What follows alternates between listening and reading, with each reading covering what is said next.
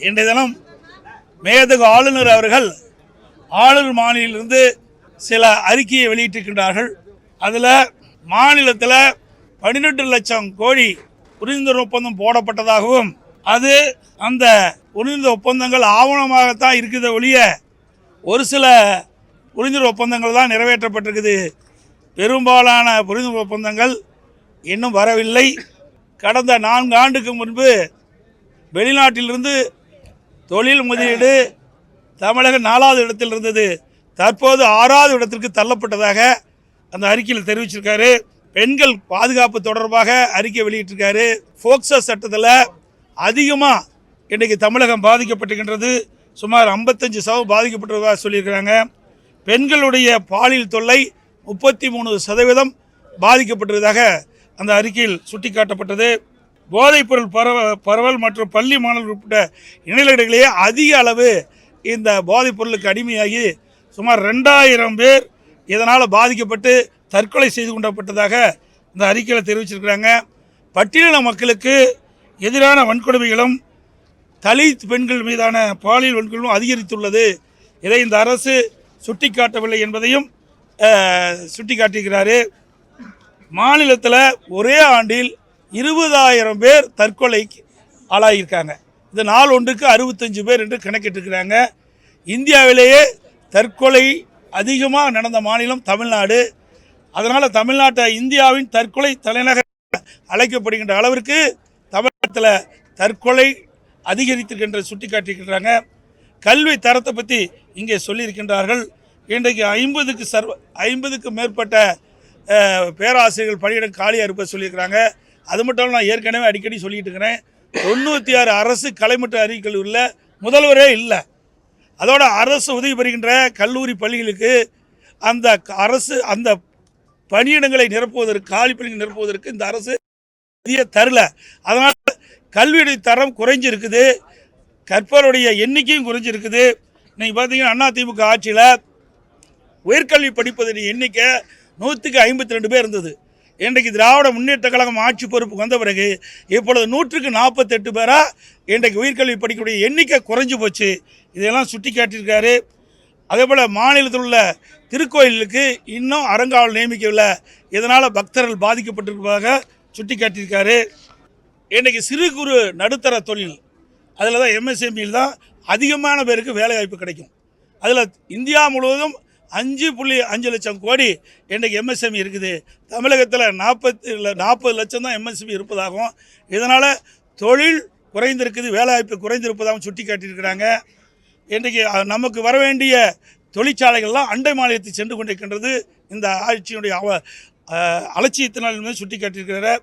பல்வேறு துறையில் பணியாற்றுகின்ற அரசு ஊழியர்கள்லாம் இன்றைக்கு பல போராட்டங்கள் நடத்தி மன உளைச்சல் இருப்பதாகவும் அவர்களுக்கு தேவையான உதவிகளை இந்த அரசு கோரிக்கைகளை நிறைவேற்றவில்லை என்பதை சுட்டி காட்டியிருக்கிறாங்க.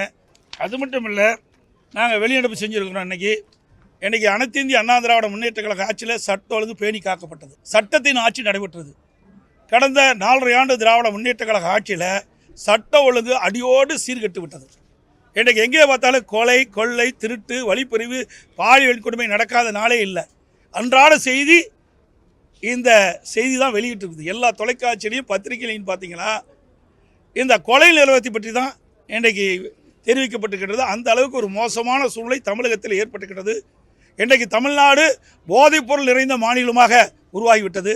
இந்த போதைப்பொருளை தடுக்க வேண்டும் என்று பலமுறை இந்த அரசை வலியுறுத்தியும் இந்த அரசு செவிசாய்க்காமல் இதற்கு உரிய நடவடிக்கை எடுக்காத காரணத்தினால இன்றைய தினம் தமிழகத்தில் மாணவர்கள், இளைஞர்கள், பொதுமக்கள் போதைக்கு அடிமையாகி கடும் குற்றச்செயலில் ஈடுபடுகின்ற சூழ்நிலை ஏற்பட்டிருக்குது. இப்படிப்பட்ட மோசமான ஆட்சி அகற்றப்பட வேண்டும். இந்த ஆட்சி ஸ்டாலின் தலைமையில் இருக்கிற ஆட்சி ராஜினாமா செய்ய வேண்டும் என்று வலியுறுத்தி நாங்கள் வெளியெடுப்பு செஞ்சுருக்கோம்.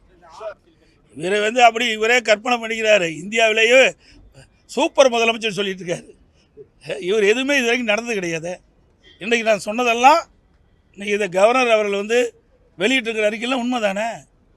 இன்றைக்கு மேதகு ஆளுநருடைய அவரே சொல்கிறாரு, சட்டப்பேரவைத் தலைவரும் சொல்கிறார், அமைச்சரவை தயாரிக்கப்பட்ட அந்த உரையை தான் ஆளுநர் வாசிக்கிறாங்க. அதில் என்னென்ன தவறு இருக்குது அதை சுட்டி காட்ட வேணுமில்ல. ஆளுநர் தவறான செய்தியை வாசிக்க மாட்டாங்கன்னு சொல்கிறாரு. அவருடைய நியாயம் அதுதான். ஒரு மேதகு ஆளுநர் அவர்கள் தமிழகத்தில் நிலவுகின்ற நிலைமையை உண்மைத்தன்மை இருந்தால் தான் அது பேச முடியும்.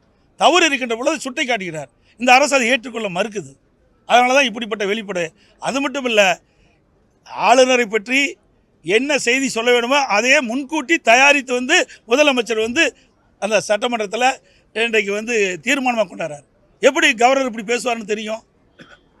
ஆக திட்டமிட்டு இந்த அரசாங்கம் கவர்னர் மீது ஒரு தவறான எண்ணத்தை உருவாக்க வேண்டும் என்ற அடிப்படையில் தான் இன்றைக்கு முதலமைச்சர் அவர்கள் ஒரு அறிக்கையை தயார் பண்ணி தீர்மானமாக கொண்டு வந்து சட்டமன்றத்தில் வாசிச்சிருக்கார். இன்னொன்று, மேதகு ஆளுநர் உரையில் வேறு எந்த கருத்து சொல்ல முடியாது. அதுக்கு யாருக்கும் அந்த இது கிடையாது. பாரம்பரியமாக நீங்கள் பார்க்கின்ற பொழுது மரபு அப்படித்தான். மேதகு ஆளுநர் உரையில் ஆளுநர் உரை மட்டும்தான் இடம்பெற வேணும்.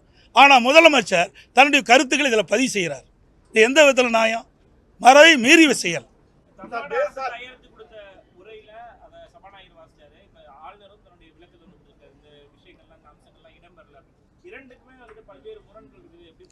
முரண்பாடு இல்லை, உண்மையை கவர்னர் எழுத வேணுங்கிறார்.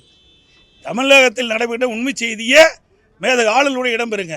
நான் படிக்கின்ற பொழுது நீங்கள் செய்த தவறை சரி என்று நான் படிக்க மாட்டேன், வாசிக்க மாட்டேங்கிறார். இதுதான் பிரச்சனை. நடைபெறுகின்ற சம்பவங்கள் எவ்வளவு நான் சொன்னேன். பாலியல் குற்றங்கள் என்ன நடந்திருக்குது, வேலைவாய்ப்பு இருக்குது, தொழில் முதலீட்டை நீங்கள் ஒரு தவறான தகவலை புள்ளி விவரத்தை கொடுக்குறீங்க. அந்த புள்ளி விவரத்தை அதை நீங்கள் தயாரித்து கொடுக்குறீங்க. அதை நான் வாசிக்கணுமா? இதை திருத்தி கொடுன்னு தான் சொல்கிறார், வாசிக்கலன்னு சொல்லலை. தமிழகத்தில் இருக்கின்ற உண்மை நிலையை நீங்கள் அமைச்சரவையில் அதை வச்சு புத்தகவடியில் கொடுங்க, நான் அதை நான் வாசிக்கிறேன். இதுதான் சார். இது வந்து சார் இது வந்து ஆளுநர் அவர்கள் வந்து இதுக்கு நம்ம விமர்சனம் செய்வது சரியல்ல. மேதகு ஆளுநரை பற்றி விமர்சனம் செய்வது முறையல்ல. நாங்கள் அது செஞ்சதும் கிடையாது, வேண்டாம் சார். அதுதான் நான் சொல்கிறேன், அதுக்குள்ளே நாங்கள் போக விரும்பலை. புரியுதுங்களா?